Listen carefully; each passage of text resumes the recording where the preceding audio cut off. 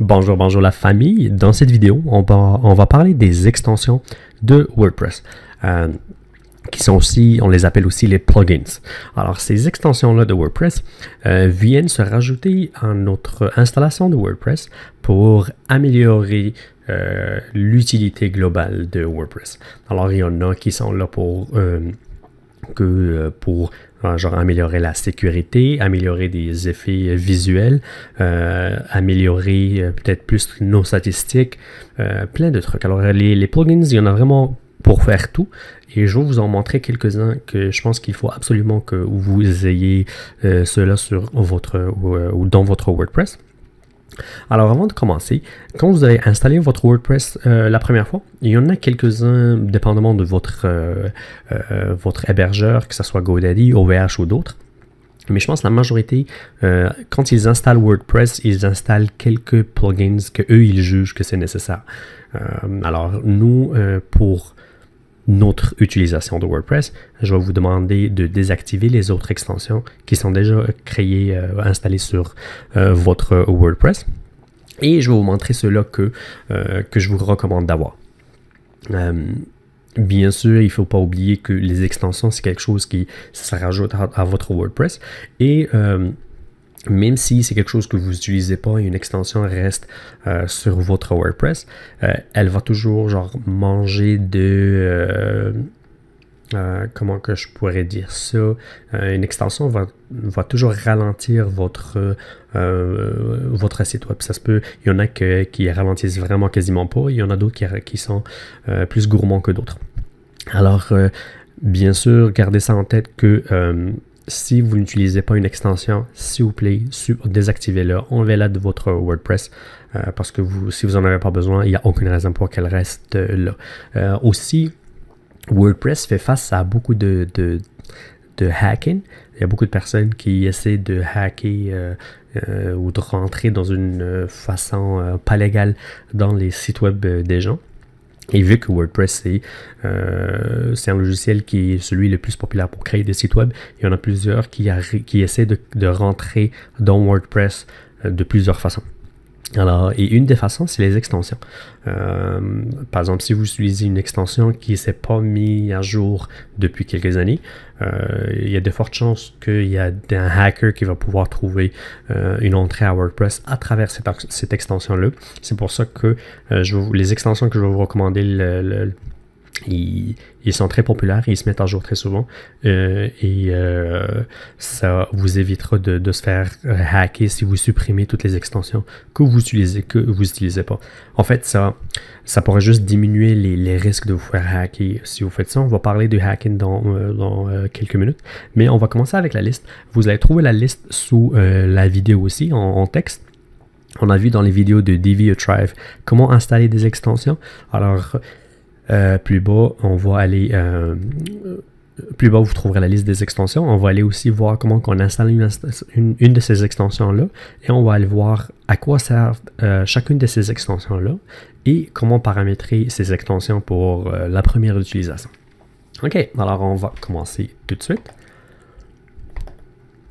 Et le premier que je vous recommande, c'est Yoast SEO. Alors Yoast SEO, c'est une extension qui aide Google à bien vous référencer. Alors, Yoast SEO, il s'occupe de genre tous les mots-clés, s'assurer que, par exemple, quand vous écrivez un article, il y a assez de mots et que le mot principal de l'article, il se répète assez de fois, que ce soit dans le titre et tout. Alors, il vous recommande plein de trucs. Il peut vérifier si vous avez respecté ces choses-là ou pas. C'est quelque chose que moi j'utilise et je trouve ça très intéressant. Il y a quelques minutes, on a parlé du hacking de WordPress et il y a quelques extensions qui sont là pour essayer de vous protéger au maximum. Alors, celle que moi je vous propose, c'est WordFence Security. Bien sûr, il y en a d'autres. Il y a iTheme Security, il y a Sucuri, il y a Bulletproof, mais celle que moi je vous recommande, c'est WordFence. Les autres sont autant-bons. Il y en a que tu payes pour, il y en a que c'est gratuit. Alors, moi j'ai choisi WordFence et c'est ce que je vais vous recommander. Le troisième plugin qu'on va voir, c'est Akismet. Et il y a de fortes chances que vous avez installé WordPress, il est venu installer avec.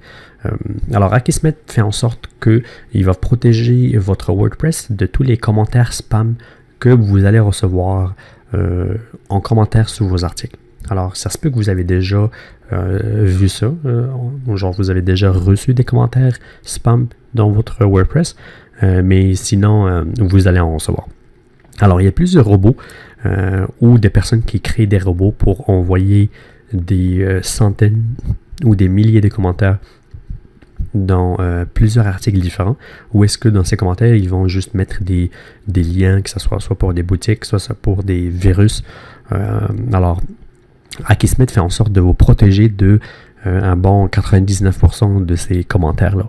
Alors, de mon expérience, ça peut arriver que vous allez en recevoir plus qu'une centaine par jour de ces commentaires-là, dépendamment de à quel point c'est populaire, à quel point votre blog est populaire. Alors, Akismet est très important à filtrer ces commentaires-là. Ça se peut que dans une semaine, il y a peut-être une dizaine qui arrivent à passer à travers Akismet, mais au moins, ça vous enlève la grosse tâche de supprimer les centaines de commentaires que vous allez recevoir. Le quatrième plugin que je vous recommande, c'est Comment Reply Email Notifications. Et ce que lui, il fait, c'est que WordPress, il vient avec déjà une section de commentaires d'Office. Mais cette section de commentaires, il y a une grosse option qui lui manque. C'est que, par exemple, disons que moi, je suis en train de lire votre article.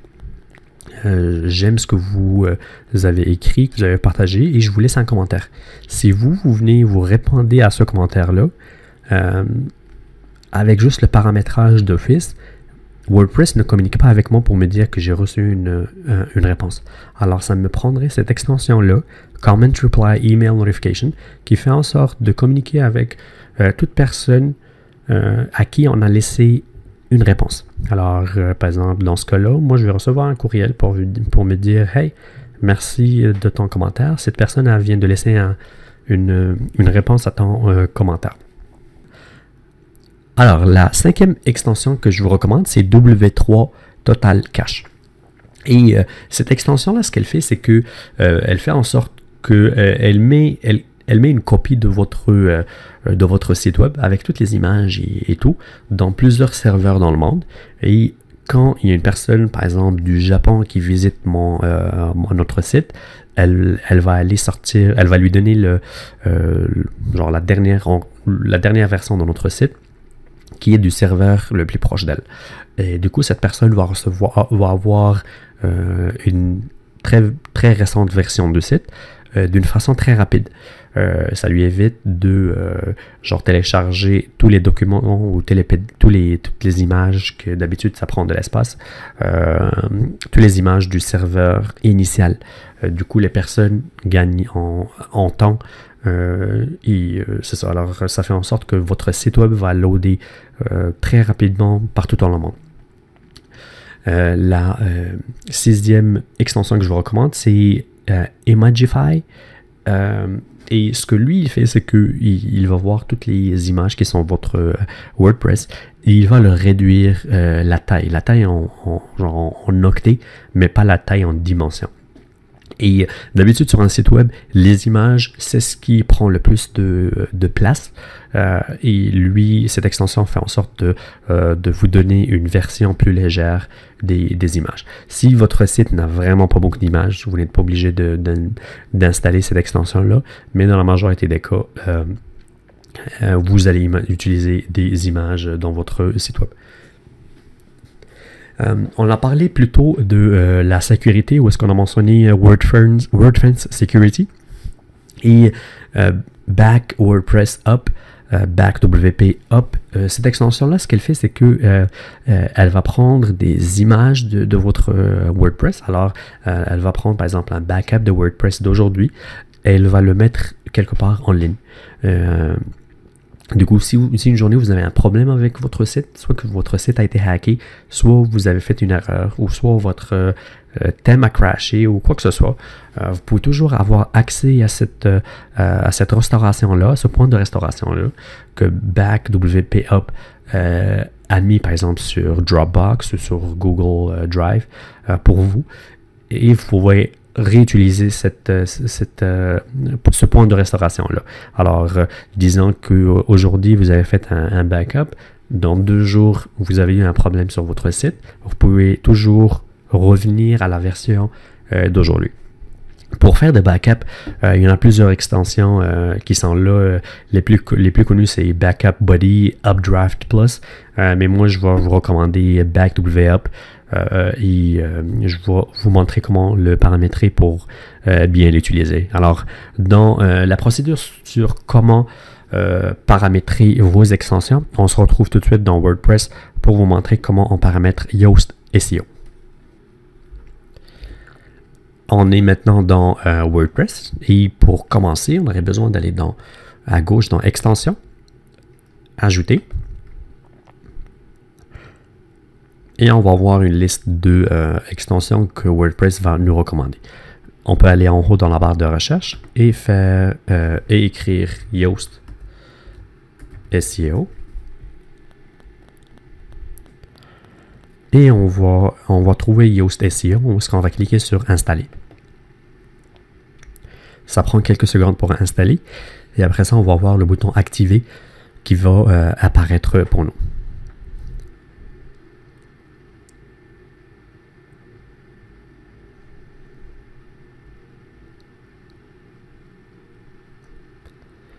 Perfect. Maintenant, l'application a été installée et il me reste juste à l'activer dans mon WordPress. Je vais cliquer sur Activer. Perfect. Alors, moi, pour gagner du temps, j'ai déjà installé les extensions que je vous ai recommandées. Alors, Akismet, BackWP Up, Common to Play Email Notification, Imagify, W3 Total Catch, WordFence Security, et Yoast SEO. Limit Login Attempt, c'est une extension qui vient maintenant d'office avec WordPress. Je ne suis pas certain si ça vient avec toutes les installations de WordPress, mais c'était avec la mienne. Alors, on vient d'activer Yoast SEO et je vais aller à gauche à SEO et je vais cliquer dessus. Alors, j'arrive ici. Et la première chose qu'on peut faire, c'est cliquer sur l'assistant de configuration. Alors ici, Yoast va nous demander juste des questions et on va répondre à ces questions-là pour bien paramétrer notre extension. Alors je commence avec configurer Yoast SEO. Ici, il me demande si notre site est déjà live ou pas. Alors c'est vraiment à vous. Moi, je sais que tout de suite, notre site n'est pas live. Du coup, je vais cliquer sur option B parce que le site est toujours en construction. Mais si votre site est déjà live, cliquez sur option A.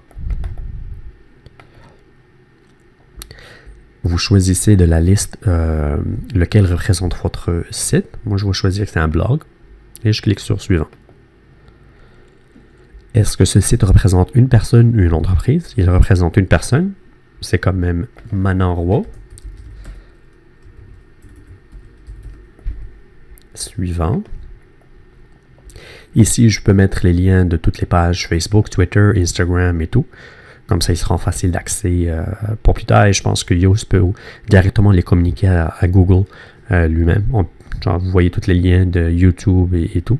Et une fois qu'on remplit ces informations-là, on clique sur suivant. On n'est pas obligé de remplir toute l'information, mais surtout toutes celles qu'on a, ça serait bien. Ici, il me demande si le moteur de recherche devrait afficher les articles dans les résultats de recherche. Oui. S'il devrait afficher les pages. Oui. Et s'il devrait afficher les projets, je vais choisir non. Alors, les projets, c'est quelque chose qui est relié au thème. Je vais choisir non pour moi tout de suite. Si vous avez installé Thrive, ça se peut qu'il va vous demander des questions concernant Thrive. Que ce soit, je pense, Thrive Symbols ou Thrive autre chose, vous pouvez choisir non pour les options de Thrive.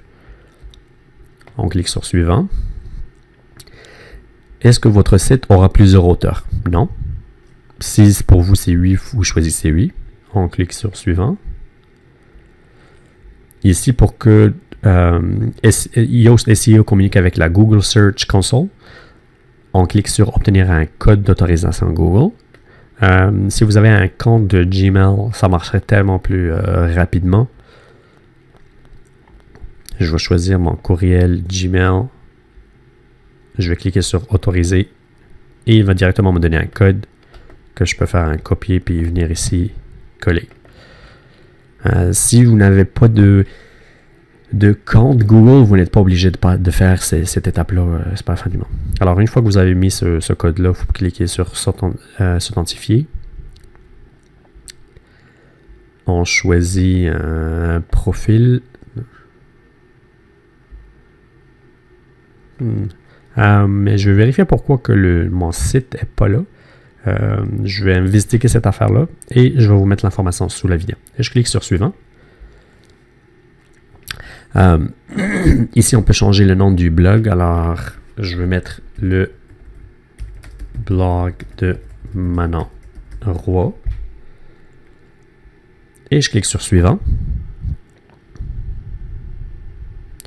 Ici, il me demande si je veux m'abonner à l'infolettre.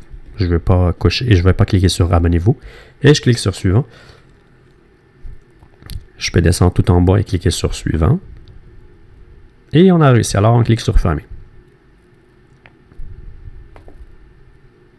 Perfect. Alors maintenant, notre extension est bien paramétrée de Yoast. Vous voyez ici, il y a un Y avec un 3. Ça veut dire qu'on a 3 notifications. C'est des choses que l'extension nous dit qu'on a besoin de porter attention à. Alors, la première, c'est vous bloquez actuellement l'accès au robot des moteurs de recherche. Vous devez vous rendre dans les réglages de lecture et décocher la case visibilité des moteurs de recherche. Nous, tout de suite, notre site web est toujours en construction. Du coup, on ne veut pas que Google commence par exemple, à proposer notre site web comme résultat d'une recherche. Et parce que notre site web n'est pas encore prêt. Pour modifier cela, on peut aller dans Réglages, Lecture et cette option-là. Alors, demandez au moteur de recherche de ne pas indexer ce site web. Alors, on garde ça coché jusqu'à ce que notre site web est prêt pour qu'on demande à Google, par exemple, de venir voir c'est quoi les articles qu'il y a sur notre site web. Alors, on clique sur SEO encore. Et on va aller voir c'est quoi les autres notifications qu'il me propose. Vous utilisez toujours le slogan par défaut de WordPress. Un vide serait même plus efficace. Alors ici, on peut cliquer là pour aller modifier la phrase d'identification de notre blog.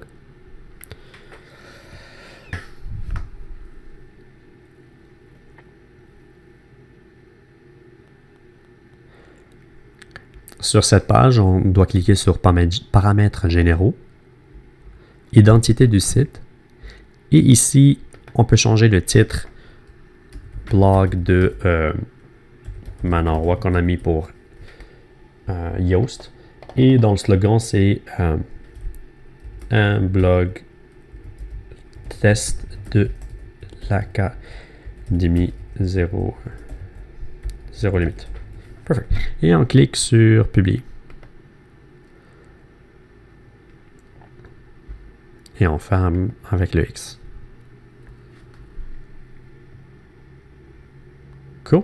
So là, avant c'était 3, maintenant on en a 2. Alors maintenant, avec les réponses qu'on a données, on a déjà pas mal paramétré Yoast. Je vais vous montrer un exemple de à quoi il sert d'habitude. Alors par exemple, j'écris un article un article sur mon blog et je vais vous montrer ce que d'habitude je fais avec. Alors par exemple, je vais mettre un titre, je vais mettre le texte et dans la section de Yoast SEO, vous allez voir Yoast, ok? Yoast SEO et la section est juste sous la section du texte. Alors vous arrivez sur cette page, vous avez la section du texte et vous avez Yoast SEO plus bas. Alors ici, dans chaque article, vous devez mettre c'est quoi le mot-clé principal. Alors, par exemple, le mot-clé peut être confiance. Et ici, on peut modifier l'aperçu. Bon, alors, ça vient avec une petite description, le site et aussi le titre. Ça pourrait être très intéressant de modifier ça. Et le plus important, c'est l'analyse ici. Alors, par exemple, on va écrire on va écrire tout notre texte Et Yoast va nous dire, par exemple, vous n'avez pas dépassé les 300 mots minimum qui sont recommandés, ou le texte ne contient que genre 2 fois le mot confiance alors que c'est le mot principal. On vous invite de le répéter plus souvent. Par exemple, ici, le mot principal confiance n'apparaît pas dans le titre de la page. Alors ici, vous comprenez maintenant que Yoast est là pour vous donner des recommandations. Il voit ce que vous faites et que ce que vous pouvez faire pour améliorer votre SEO et votre référencement. Cool. So maintenant, on a pas mal fait le tour de Yoast. On va aller voir maintenant l'extension qui suit. Alors, on commence par revenir au tableau de bord de WordPress. On va aller à l'extension et moi, j'ai déjà installé l'extension.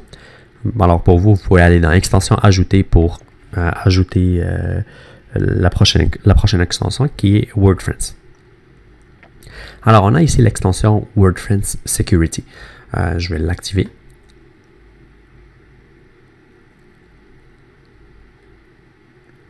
Et encore une fois, cette extension-là va au maximum vous protéger de différentes menaces que votre WordPress va avoir. Alors, ici, vous mettez votre courriel et il nous demande si on veut recevoir aussi l'infolettre. On va choisir non. Parce que d'habitude, cette extension-là va vous envoyer plusieurs courriels. On va voir c'est quoi vraiment les courriels importants à recevoir, à vérifier et tout. Mais ici, on choisit non. Et ici, on a besoin de cocher cette case-là et cliquer sur Continuer. Il nous demande si on veut upgrader à la version payante. Je vais cliquer sur non. Pour commencer, on va cliquer sur WordFence à gauche. Dans la majorité des extensions, à chaque fois qu'on va rajouter une extension, il y a l'icône de cette extension qui va se rajouter à gauche, pour la majorité, pas pour toutes les extensions. Ici, on va passer par quelques messages pour nous montrer à quoi servent chacune des sections. Je vais juste passer à travers ça. Alors, en haut de la page, on a une option qui est très importante. Il nous demande si on veut mettre à jour automatiquement notre extension. Et je vais cliquer sur Yes, Enable Auto Update. Alors lui, il va mettre à jour automatiquement cette extension-là. Et bien sûr, on veut toujours que notre antivirus reste toujours à jour. Et c'est pour ça qu'on fait cela. Alors, le WordPress, d'habitude, il ressemble à ça. Ici, il nous dit que, par exemple, il a déjà protégé 2 millions d'attaques. Mais ça ne nous intéresse pas. Ça, c'est pas juste sur notre site web. Ça, c'est partout dans le monde. Alors, pour commencer, on va aller dans All Options. Et on va aller directement à Email Alert Preference. Et ici, c'est là où on doit paramétrer tous les courriels qu'on va recevoir. Alors, votre site va être attaqué par des robots de façon quasi quotidienne. Et c'est plein de robots qui vont essayer plein de noms d'utilisateurs de mots de passe par pur hasard jusqu'à ce qu'ils arrivent à rentrer dans votre WordPress. Alors, on va passer maintenant, je vais vous expliquer chacune de ces options-là. Comme ça, vous choisissez si vous les mettez ou pas. Alors, ici, c'est me contacter si WordFence se met à jour. On ne veut pas ça. Ils peuvent mettre leur application à jour à chaque jour ou plusieurs fois par jour. Du coup, on ne veut pas être contacté pour ça. Email-moi si WordFence est désactivé. Peut-être, oui, ça pourrait être intéressant. Et ça serait, moi, à votre place, moi, je garderais les 3 ici activés. Alors ici, si WordFence est désactivé, s'il y a une alerte critique et s'il y a un warning, une alerte. Excuse-moi, s'il y a un problème critique ou s'il y a une alerte, je veux être contacté. Mais sinon, s'il y a une IP adresse qui est bloquée, ça ne m'intéresse pas vraiment. Si quelqu'un essaie de se connecter, mais maintenant il est bloqué, non. Si quelqu'un est si quelqu'un a été bloqué parce qu'il a utilisé un mot de passe d'une d'une breach, ça c'est un peu trop compliqué. Pas compliqué, mais vous n'avez pas besoin de vous compliquer la vie avec ça. Si quelqu'un clique sur l'icône, sur le bouton mot de passe perdu et il est déjà un utilisateur dans notre WordPress, je ne veux pas savoir ça. Et si un administrateur réussit à se connecter, je ne veux pas savoir ça. Et s'il y a beaucoup d'attaques qui augmentent sur mon site, c'est vraiment à vous de voir, mais ça risque de vous stresser plus qu'autre chose. Alors, si on a les trois en haut qui sont actifs, on peut passer cette section-là. Et ici, on est dans la section du Firewall. Alors, on va cliquer sur Basic Firewall Options. Et ici, on peut cliquer sur Optimize the WordFence Firewall. Sur cette nouvelle page, il nous propose de télécharger deux fichiers. Et aussi, on a besoin de choisir un paramètre ici. Lui, il a fait le test et ça lui dit que c'est celui-là qu'on doit choisir. Alors, moi, je lui fais confiance. Et on va cliquer sur Download User INI.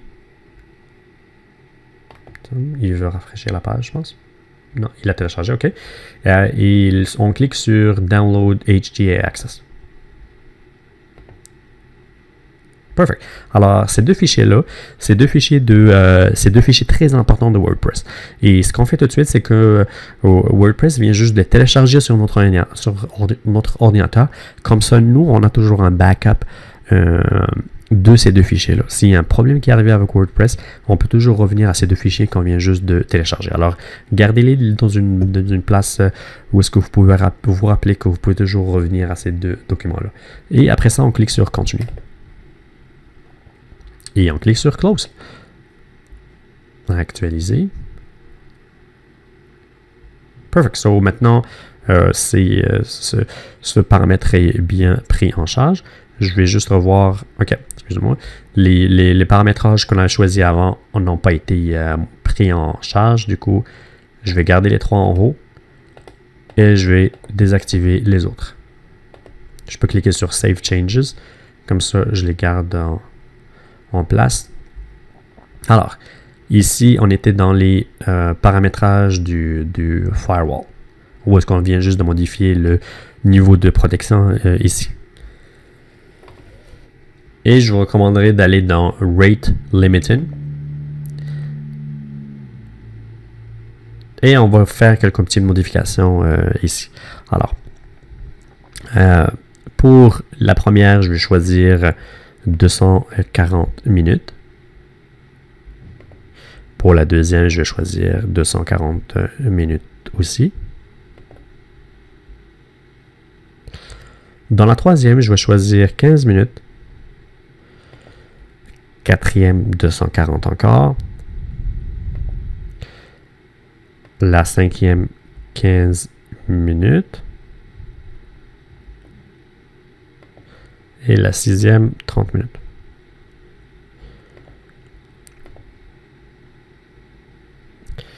Dans celle-là, je vais choisir ici 2 heures par exemple. Ça, c'est s'il y a une adresse IP qui est bloquée, on la bloque pour combien de temps? Alors, je choisis 2 heures.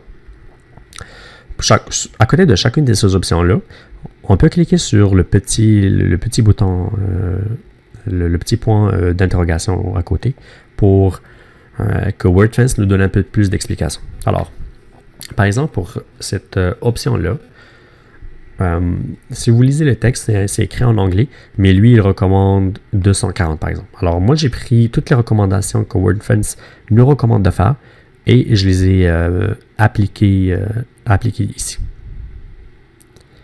Alors, une fois qu'on a mis tous ces changements-là, on peut complètement descendre en bas, excuse-moi, juste en haut et cliquer sur Save Changes.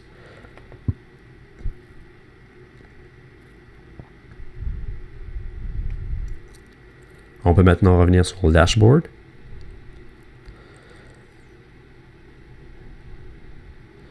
Et c'est comme ça que moi, je modifierai les modifications de WordFence. Maintenant, la troisième l'extension qu'on avait, c'était Akismet. Et on va aller voir comment qu'on active cette extension. Alors, on peut faire la même chose si vous avez l'extension déjà installée. On clique sur activer, sinon c'est dans installation, ajouter et vous cherchez Akismet. Alors, une fois qu'on active Akismet, on a ce gros rectangle vert avec le gros bouton bleu qu'on a besoin de cliquer. On clique sur configurer. Et la chose qu'on a besoin de faire, c'est obtenir la clé d'API. Alors, je clique dessus. Et je vais recevoir la clé en API en échange d'un courriel. Je clique sur Activate.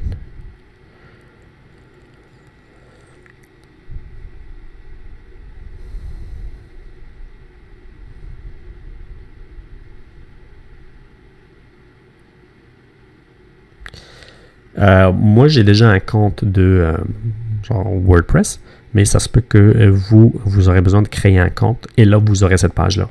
Alors ici, je peux cliquer sur Add Personal Subscription. Et ici, on choisit combien qu'on veut donner comme argent. Alors moi, pour l'exemple, je vais choisir 0.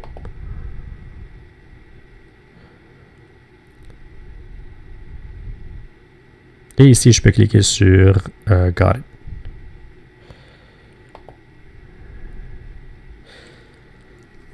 J'ai cliqué sur Activate this site.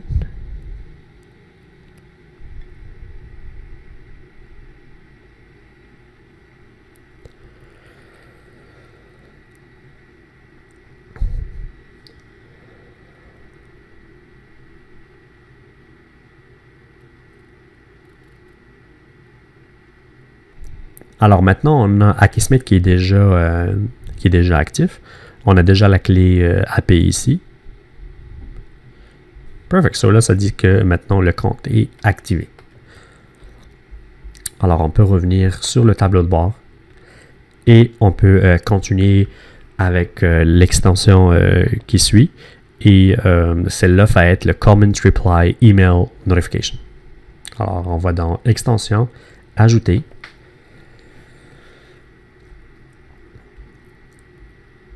Et on clique ici, on met le nom Comment Reply Email Notification. Moi, je l'ai déjà téléchargé.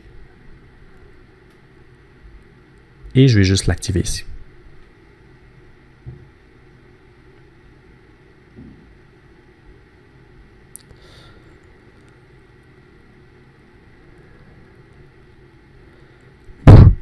Maintenant, je vais aller dans Réglages et je vais trouver Comment Reply Email Notification qui vient juste de se rajouter. Et sur cette page-là, moi, je vous recommanderais de cocher celle-là. Parce que sous chacun des commentaires, à chaque fois que la personne écrit un commentaire, il y a une case que la personne a besoin de cocher pour faire en sorte que s'il y a une réponse, elle va recevoir un courriel. Alors, on clique sur cette case-là pour faire en sorte que cette case-là est déjà cochée d'avance. Alors, on clique sur Enregistrer les modifications. Perfect. On va revenir sur le tableau de bord. Alors, maintenant, on vient juste de paramétrer 4 extensions que je vous recommande, qui sont Yoast, WordFence, Akismet, puis Comment Reply Email Notification. Il en reste 3 autres et on va les voir dans la vidéo prochaine. Alors, on se retrouve tout de suite.